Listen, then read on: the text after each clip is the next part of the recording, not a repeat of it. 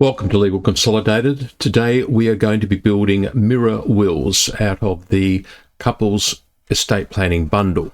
Now, how do you know if you are going to need mirror wills or a single will? There's only two types. So our three-generation testamentary trusts come in two types. One is couples and one is singles. Very simple. If you're leaving everything to your partner and he or she is leaving everything to you, they're mirror wills, and you build the couple's estate plan. Oh, Professor Davies, I'm not leaving everything to my wife. Well, in that case, you build two single estate planning bundles. But I'll tell you now, if you are married or in a long-term relationship and only have children of that relationship, 99% of you will do what I've done. Everything to my wife, everything to the husband. After you're both dead, everything to the children equally. That's what we all do. That's considered the default position of the couple's estate planning bundle. That's what society deems to be normal. So let's begin building our couple's estate planning bundle. You'll see there's training videos, lots of good things to look at, all the hints which are in the document. There is a free download of what you're going to get. There's a checklist, but the best way to learn is to start building for free, which is what I'm going to do. Now, I could use data from another estate planning file if I wanted to, because once you've paid for your couple's estate planning bundle or your singles couple estate planning bundle, they're free updates the rest of your life, as often as you want, for any reason. And so we could do that, but in this instance, I'm going to start from scratch. So I put in my name. Don't forget, middle names are important. If you name, my middle name's Kenneth, it's very important. My date of birth. I live in the ACT.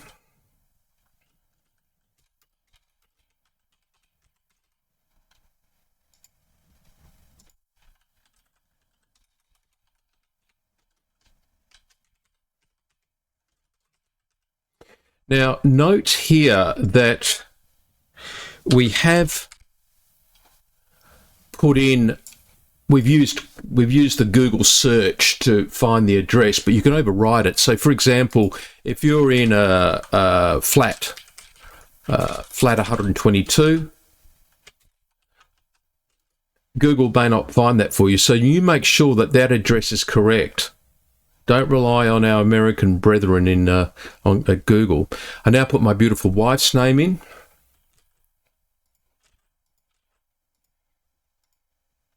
She lives in Double Bay.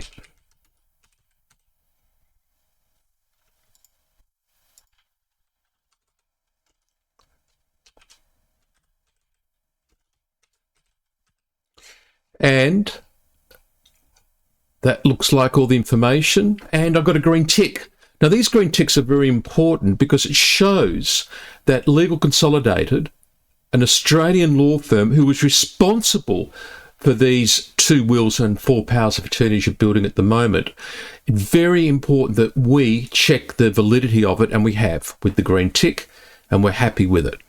Now, I could use my mouse, but I'm going to press next, because if I press next and it doesn't go next, it means I've missed out something, but I've got a green tick. Alias names is a training video on that. If you have you might have assets in your pre-married name. Most people will press no, but if, for example, you have Frederick James Smith, if you've got all your assets in Frederick, your bank accounts and your title deeds, that's fine. If you've got Fred and Frederick, you'd put that in as an alias name, Fred. Backup executors. Well, what's going on here? Well, you have left everything to each other and made each other the executors. You leave everything to each other. We've done that. Now what's going to happen is that once both of you are dead, or one's dead and the other's too feeble or doesn't want to be the executor because they're just getting a bit old, or they're just don't want to do it, the backup executors will be the executors. Now, I've got one child, he's now over 18, so I'm just going to put him down as the sole executor. He's in Melbourne.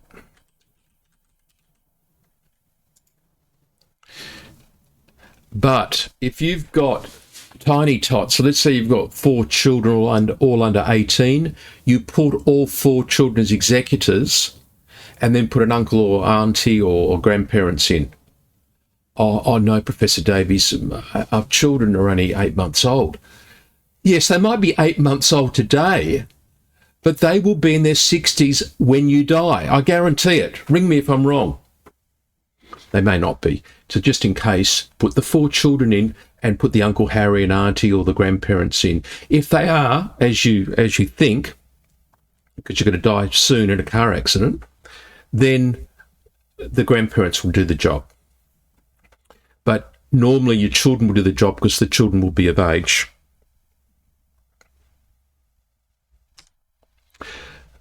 So you might add 4 or 5 or 6 executors. If you've got 12 children, put them all as in executors. There's plenty of hints there on that topic. Some states will only allow you to probate 4 executors, but you can have as many as you want. I'm going to press next. The age of majority is 18. That's the default. So there's 3 lots of age of majorities. There's one on the age of the backup executor. So if we just go back, you'll see that I had the opportunity to make the age of majority any age I want. You normally keep it at 18, the default position, because even though you may not want your children to get the assets till they're 21, it's still good for them to be executors together with the auntie and the grandparents. They become blooded in the ways of wealth. So age of majority, I'm going to make it 21. Most people make it 18. I'm going to make it 21. What's that? Your children are idiots when it comes to money, and you're going to make it 35 years of age. We'll do it just for a minute, but I'm not very happy with that. The older parents become, the more worried they are about the children looking after money.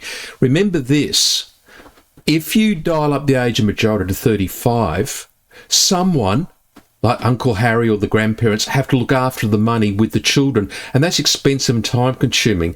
Now, if I'm Uncle Brett, I've got my own problems. I've got my own problems with my own son. You want to think long and hard before you want to move off the 18 years. I'm happy with 21, but anything older than that, you've got to wonder. If the kids are stupid at 21, they're pretty still much stupid at 35. It's your call. You can override that for different beneficiaries. So in a few minutes' time, when we do a child, we're going to dial up the age of majority to 99 years of age because that child is vulnerable. I'm going to make it 18. That's what most people do. Specific gifts. So remember, you're dead, your spouse is dead, everything is now under the control of the backup executors, and everything goes to whoever you've got the residuary beneficiaries, which you haven't done yet. Specific gifts are paid out after you and your spouse are both dead. I do not like specific gifts. Like we had a situation with an $80,000 a V12 Jaguar went to the son, and an $80,000 in cash went to the daughter. And that was in the early 90s when $80,000 was a lot of money. I pleaded with the husband, with the will maker. I said, please don't, because you could sell the Jag and the kids will work it out later. He said, no, I'm going to make sure that my boy gets the Jag. 4.5 years later, he dies, having got rid of the Jag. He sold it. The daughter picks up $40,000. So I actually get in my car and I drive to where the daughter lives. And at the kitchen table, I said, I did your dad's will and your dad and mum's will. And they wanted $80,000 to go to you, an $80,000 car. Could you hand back $40,000 as a good sign of faith for your brother? Her husband just touched me on the shoulder and said, Professor Davies, I'd love to, but our school fees are so high. Don't do specific gifts. They cause trouble. Now, obviously, you can. There's a right to reside. There's life estates. pets. There's lots of things. And I don't mind $10,000 to this, that and the other, but I prefer you don't do specific gifts. I really don't. You can if you want to. And in this instance, I'm not going to. The residuary beneficiaries after you and your wife are dead, and if you've got 5 children, you put in their 5 names.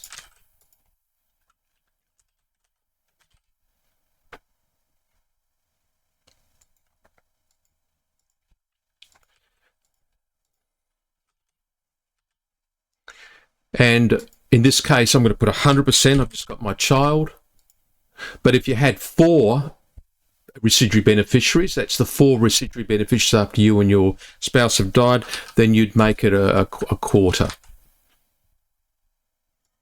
So you just pick whatever figure that is appropriate, but you must make sure that you've got exactly 100% made up. So if you add up the 4 children, they should have got 25%, a quarter of the estate.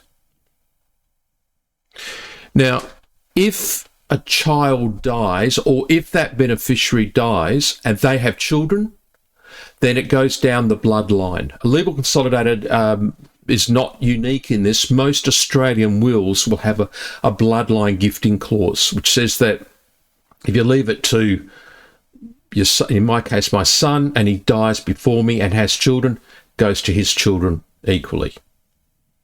So, because while you can update your wills and power of attorneys for legal consolidated for free as often as you want, once you've purchased it for the first time, you may not have that ability, or you may not just want to go through this process again, or you might have dementia.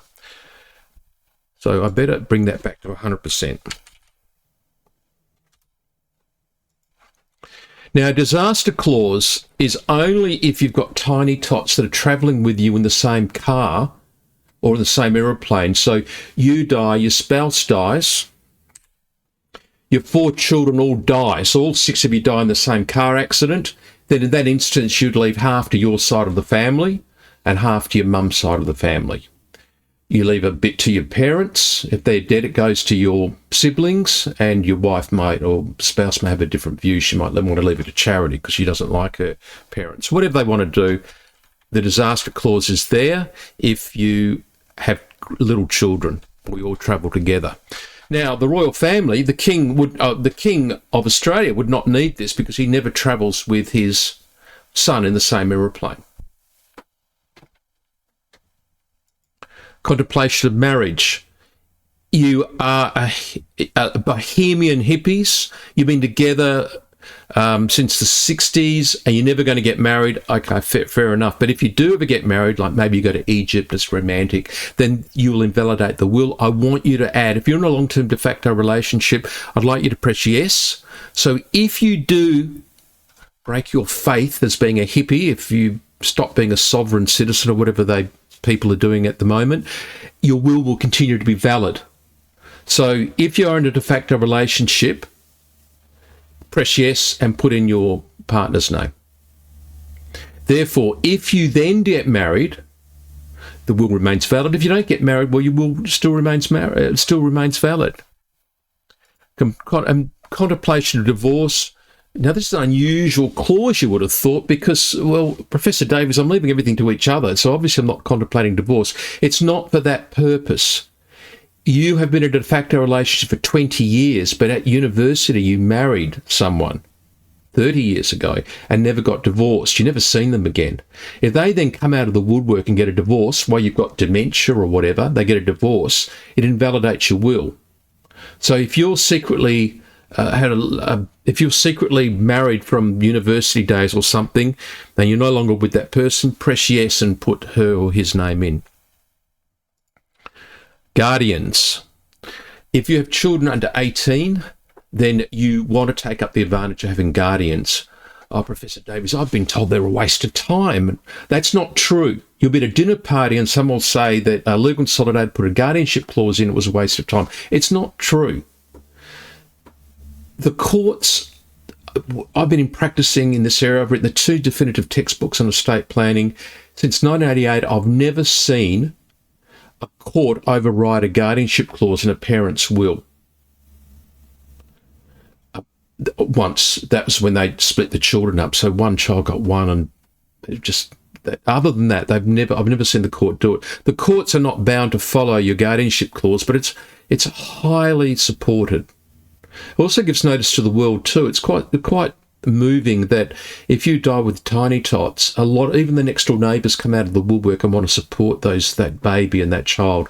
Stick in a guardianship clause. It could be all four grandparents, and the Uncle Harry and Auntie Mavis may end up with the guardianship, and the four grandparents may make the decision who the children live with. Guardians decide who the people with custody will be. Sometimes it's the same, but not necessarily.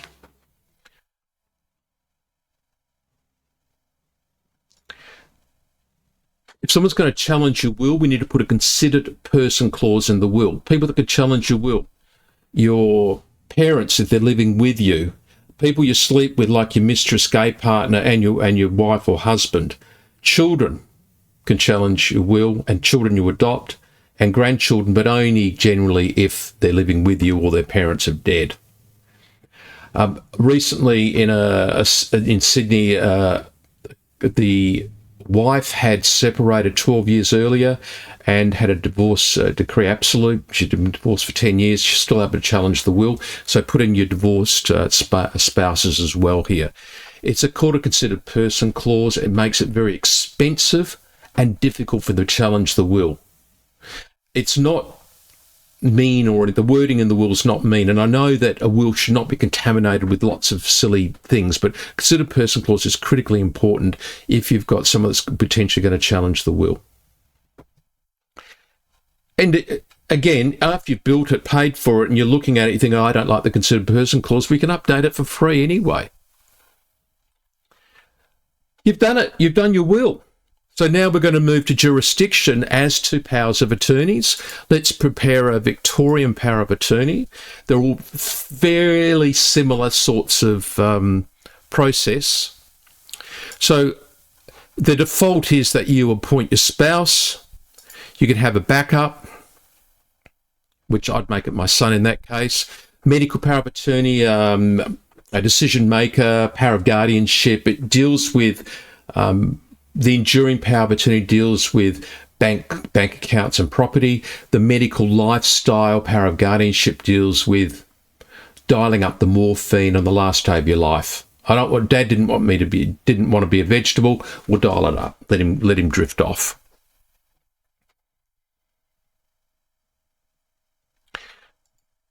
You can have a backup. And then your spouse will also have an enduring power of attorney. The default is to me, her husband.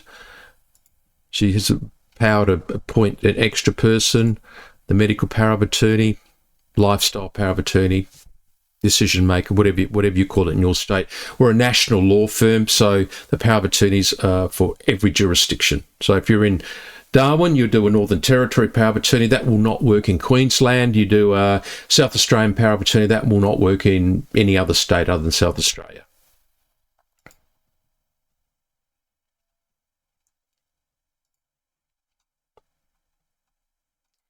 Starting when is not effective by the medical lifestyle power of attorney, but it's very important for the enduring power of attorney. Most people have it start immediately. So if you're feeble or you overseas, you want the power of attorney to operate. The power of attorney cannot be used against you.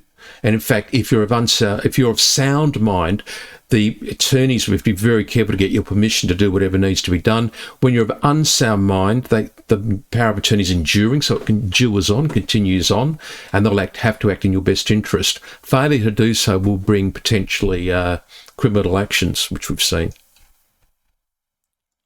We've done it. We're doing well. The couples estate planning bundle, I can nickname it Brett and wife, call it whatever I want. A lot of accountants will use this, have their reference number in. We've got some accountants and lawyers and financial advisors that have done hundreds of wills on our website, and they will want to be able to categorise them to come back to them.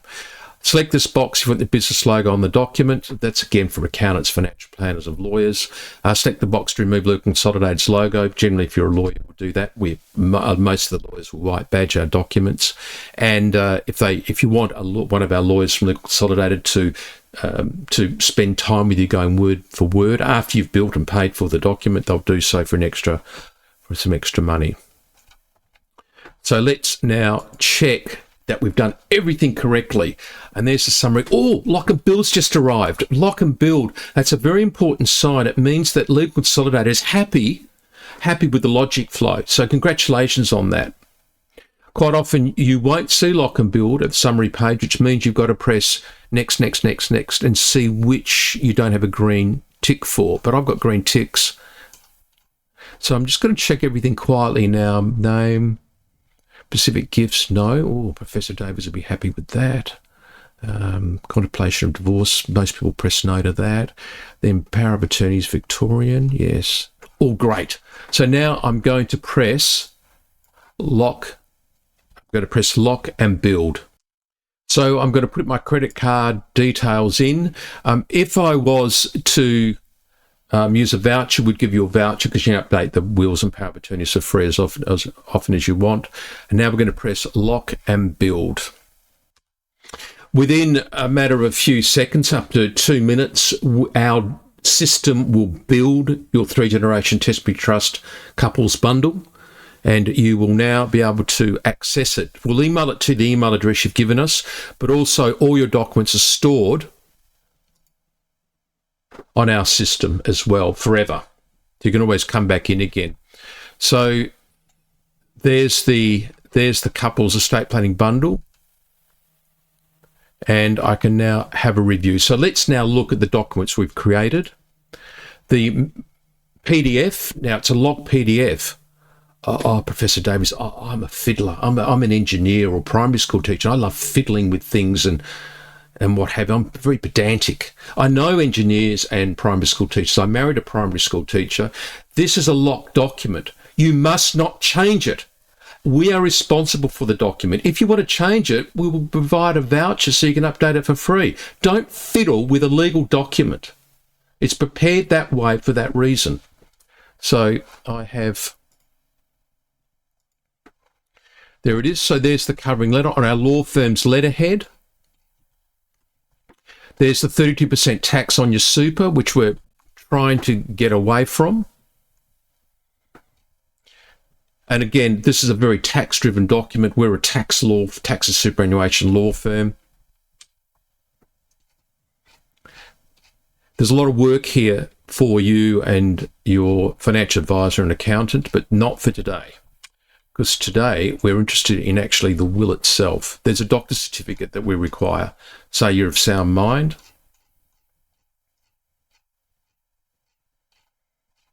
Storing the will can be stored for free if required.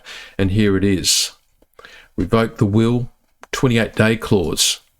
Because we know under the bloodline gifting clause in Australia that if your spouse dies, it goes to their children. Well, we override that by saying that you have to outlive each other by 28 days. Because what you don't want is to die in the same car accident 1 minute apart under law and find you've got to go through double probate. So the 28-day clause is quite a clever way of reducing it. Here you've got 2 executors, my son and Auntie Harry. Oh, well, Uncle Harry. There's definitions. There's a divorce protection trust in all 3-generation Tesbury Trust wills. And my wife gets everything. Then my child gets everything once we're both dead. Clause 7 is the bloodline gifting clause, which says that if a child, or not child, but a beneficiary dies, the residuary beneficiary dies, it goes to their children. Excuse me, sorry. Now, there's a number of trusts. So we've had a maintenance trust. So if you've got tiny tots or vulnerable children or vulnerable beneficiaries, then the executors have the right to carve off money. This was used recently And a lawyer rang up. He said, I've got the client's died with one of your three-generation Tesbury trusts, 3.3 million in their part of the estate, still getting full Centrelink benefits. The flexibility of a three-generation Tesbury trust is just wonderful. And your accountants, financial advisors and lawyers are free to use it as they see fit once you and your spouse have died. There is a divorce proceedings or divorce protection trust in case one of your children or grandchildren or beneficiaries or your spouse, because your spouse is left there, it means that your assets are protected. Okay, the kids' assets are lost through the family court or through the bankruptcy, but your assets are always protected. Executors' powers go on and on and on, all for flexibility. So if you have to narrow estate planning down to one word, it's flexibility. And there's the signing page. Then you've got your spouse's power of attorney. Sorry, spouse's mirror will. So you've got it.